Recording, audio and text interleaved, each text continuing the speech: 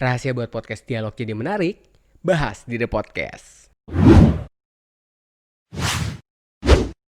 Halo The Podcaster, siapa sih yang gak pengen punya konten podcast seperti MLD Podcast, Close the Door, Magna Talk, dan beberapa konten podcast dialog lainnya. Nah, kali ini kita coba bahas di The Podcast beberapa tips rahasia gimana sih caranya membuat konten podcast seperti Close the Door yang mengundang narasumber, durasinya panjang tapi kok menarik untuk didengar.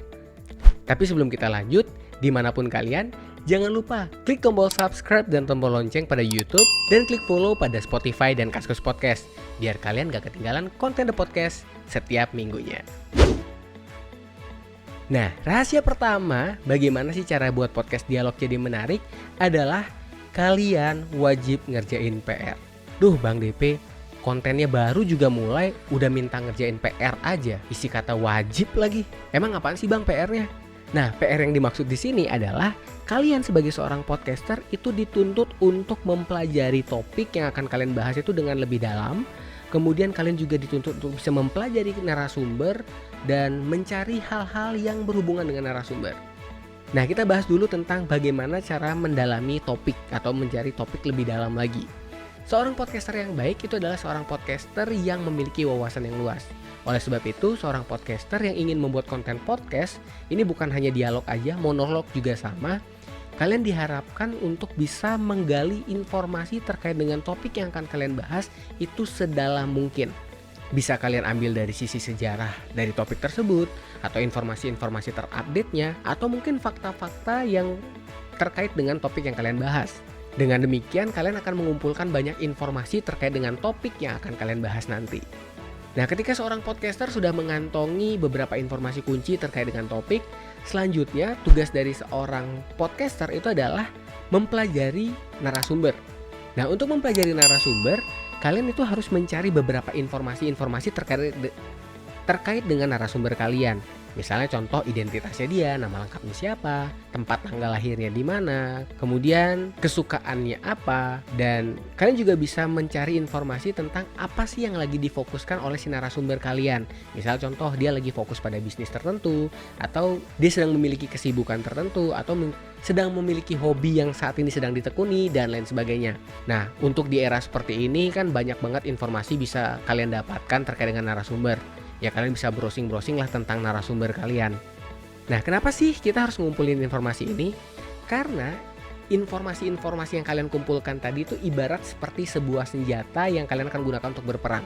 Jadi sebagai seorang podcaster yang akan mengundang narasumber, kalian sudah memiliki banyak senjata sehingga nanti ketika ada serangan dari jadi ketika misalnya ada percakapan membahas satu topik, kalian masih bisa nyambung, kalian masih bisa mengimbangi si narasumber tersebut. Ini penting banget untuk kalian yang pengen membuat konten podcast dialog. Jadi lengkapilah kalian dengan informasi-informasi yang sekiranya nanti bisa jadi bahan kalian berbicara dengan narasumber. Nah Bang, kalau misalnya seandainya narasumber kita adalah bukan orang yang terkenal, dia orang yang biasa-biasa saja, dan kalau kita cari informasinya di internet tuh terbatas banget. Gimana dong? Selagi kita masih bisa menggali, misalnya contoh untuk mencari tahu informasi tentang dia dari sosial media itu nggak apa-apa.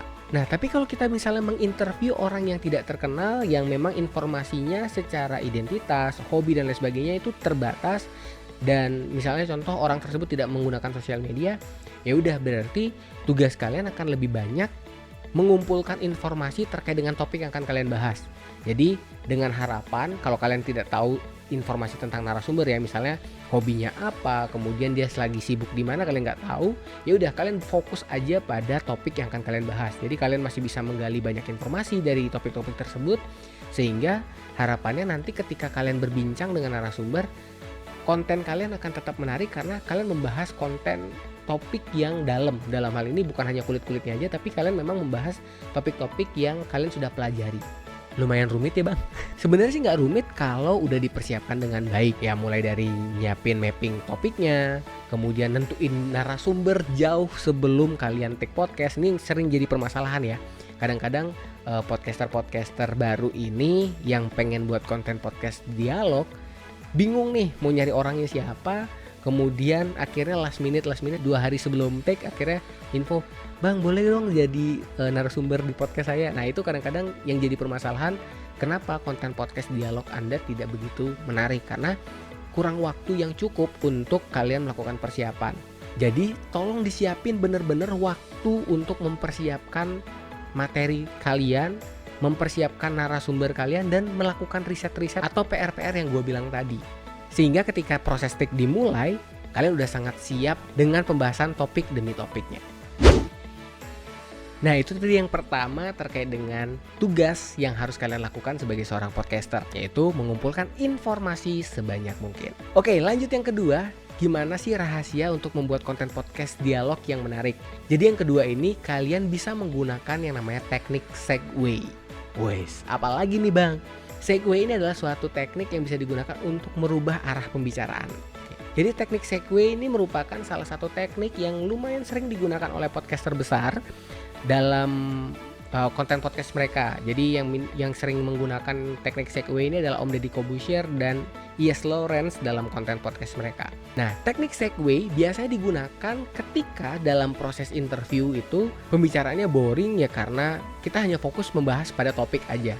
Nah, jadi di sini adalah fungsi PR yang tadi kalian buat. Jadi ketika pembicaraan itu udah mulai boring, kalian bisa mengarahkan narasumber untuk membahas topik yang berbeda. Nah, topik yang berbeda ini bisa berarti yang seperti gue bahas tadi, kalian bisa mulai membahas tentang hobinya, kalian bisa mulai membahas tentang apa sih yang sedang dikerjakan saat ini dan apa yang menjadi kesukaannya saat ini berdasarkan hasil riset yang kalian lakukan. Oke, contohnya kurang lebih seperti ini. Misalnya seandainya dalam konten podcast kalian lagi ngomongin masalah karir nih sama narasumber.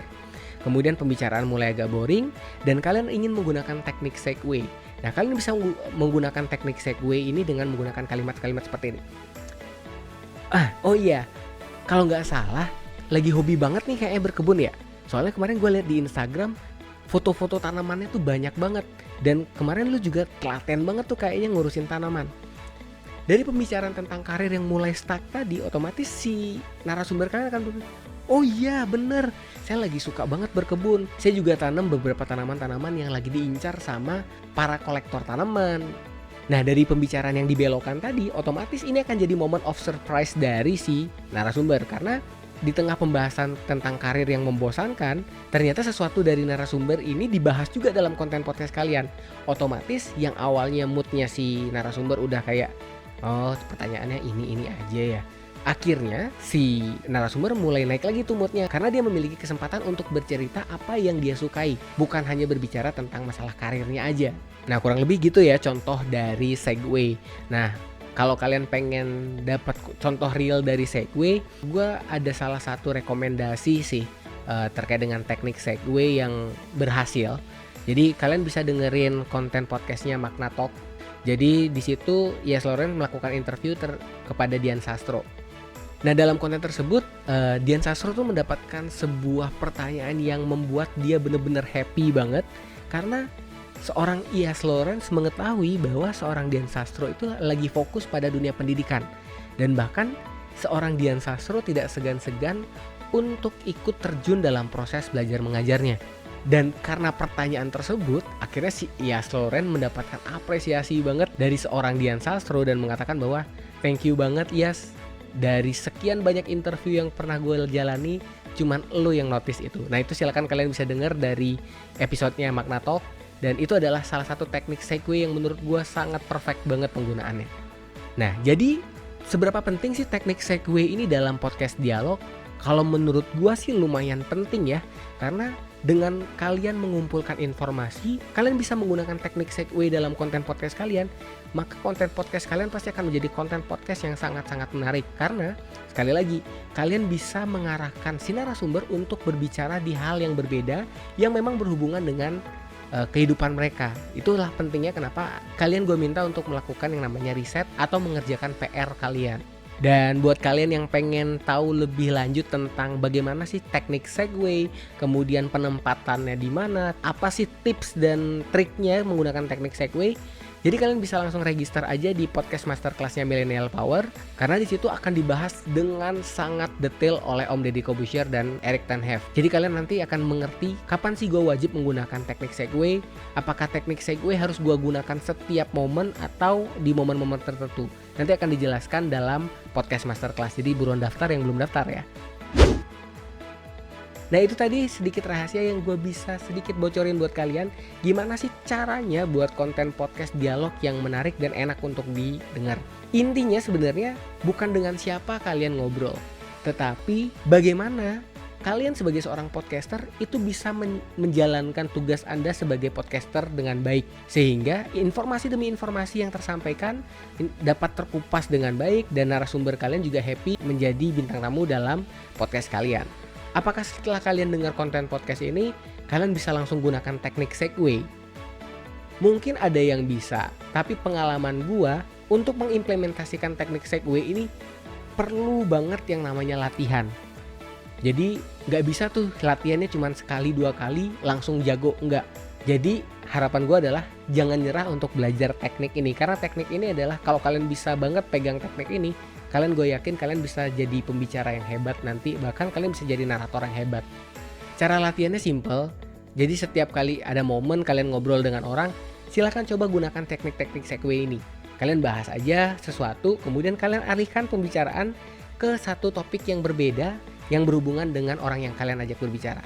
Kemudian ketika sudah asik lagi, balikin lagi ke topik yang kalian obrolin di awal tadi. Dan harapan kita bersama, konten podcast ini akan menjadi konten podcast yang berkualitas karena sudah dipersiapkan dengan baik. Get yourself inspired by MLD Sport. Oke, jadi segitu dulu episode The Podcast kali ini. Gue mau ngucapin terima kasih banget buat kalian yang sudah setia dengerin The Podcast setiap episodenya. Dan tetap dukung konten The Podcast untuk menghasilkan konten-konten yang berkualitas setiap minggunya untuk kalian. Akhir kata, DP Putra pamit. Stay positive to be inspiring. Bye. Terima kasih udah dengerin. Sampai ketemu di The Podcast selanjutnya.